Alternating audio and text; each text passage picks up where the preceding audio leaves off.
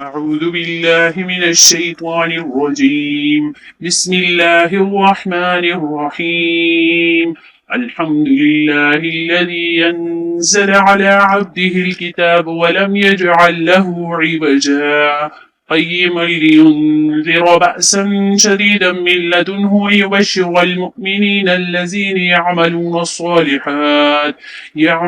الصالحات أن لهم أجرا حسنا ماكثين فيه أبدا وينذر الذين قالوا اتخذ الله ولدا ما لهم به من علم ولا لآبائهم كبرت كلمة تخرج من أفواههم إن يقولون إلا كذبا فلعلك باخع نفسك على آثارهم إن لم يؤمنوا بهذا الحديث أسفا إنا جعلنا ما على الأرض دينة لها لنبلوهم أيهم أحسن عملا وإنا لجاعلون ما عليها صعيدا جرزا أم حسبت أن أصحاب الكهف والرقيم كانوا من آياتنا عجبا إذا والفتية إلى الكهف فقالوا ربنا آتنا من لدنك رحمة وهيئ لنا من أمرنا رشدا الذين كانت أعينهم في غطاء عن ذكري وكانوا لا يستطيعون سمعا أفحسب الذين كفروا أن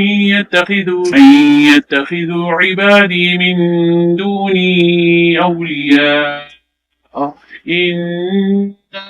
أعتدنا جهنم للكافرين نزلا قل هل ننبئكم بالأخسرين أعمالا الذين ضل سعيهم في الحياة الدنيا وهم يحسبون أنهم يحسنون صنعا أولئك الذين كفروا بآيات ربهم ولقائه فحبطت أعمالهم فلا نقيم لهم يوم القيامة وزنا ذلك جزاؤهم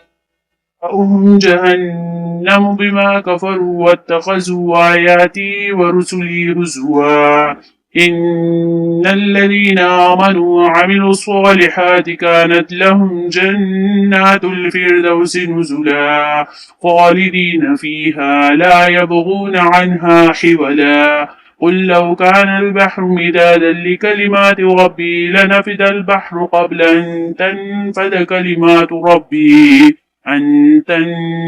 كلمات ربي ولو جئنا بمثله مددا قل إنما أنا بشر مثلكم يوحى إلي أنما إلهكم إله واحد فمن كان يرجو لقاء ربه فليعمل عملا صالحا ولا يشرك بعبادة ربه أحدا صدق الله مولانا العظيم.